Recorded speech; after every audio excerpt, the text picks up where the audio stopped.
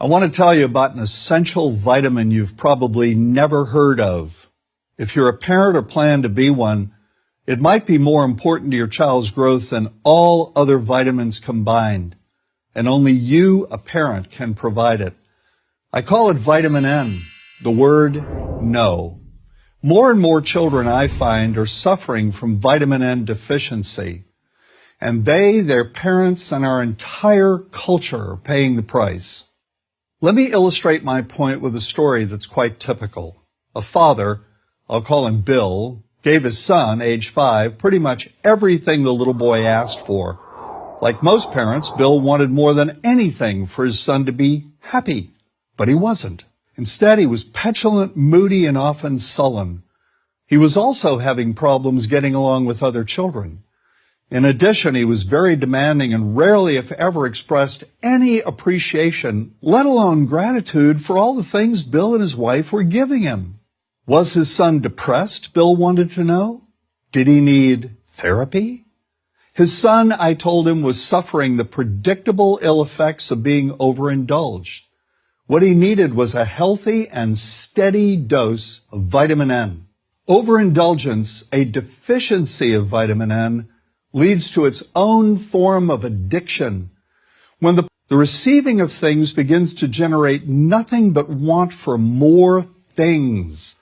One terrible effect of this is that our children are becoming accustomed to a material standard that's out of kilter with what they can ever hope to achieve as adults.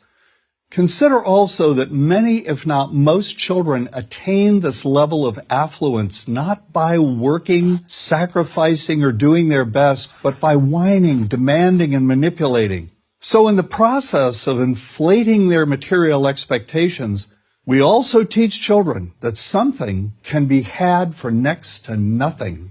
Not only is that a falsehood, it's also one of the most dangerous, destructive attitudes a person can acquire. This may go a long way toward explaining why the mental health of children in the 1950s, when kids got a lot less, was significantly better than the mental health of today's kids. Since the 50s, and especially in the last few decades, as indulgence has become the parenting norm, the rates of child and teen depression have skyrocketed. Children who grow up believing in the something for nothing fairy tale are likely to become emotionally stunted, self-centered adults. Then, when they themselves become parents, they're likely to overdose their children with material things. The piles of toys, plushies, and gadgets one finds scattered around most households. In that way, overindulgence, a deficiency of vitamin N, becomes an inherited disease. An addiction passed from one generation to the next. This also explains why children who get too much of what they want rarely take proper care of anything they have. Why should they? After all, experience tells them that more is always on the way. Children deserve better. They deserve to have parents attend to their needs for protection, affection, and direction. Beyond that, they deserve to hear their parents say no far more often than yes when it comes to their whimsical desires. They deserve to learn the value of constructive creative effort as opposed to the value of effort expended whining, lying on the floor, kicking and screaming, or playing one parent against the other. They deserve to learn that work is the only truly fulfilling way of getting anything of value in life, and that the harder they work, the more ultimately fulfilling the outcome. In the process of trying to protect children from frustration, parents have turned reality upside down. A child raised in this topsy-turvy fashion may not have the skills needed to stand on his or her own 2 feet when the time comes to do so.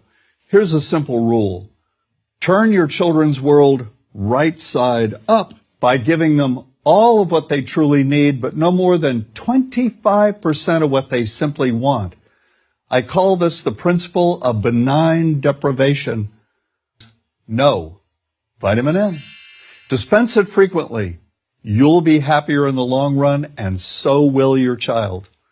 I'm John Rosemond, author and family psychologist for Prager University.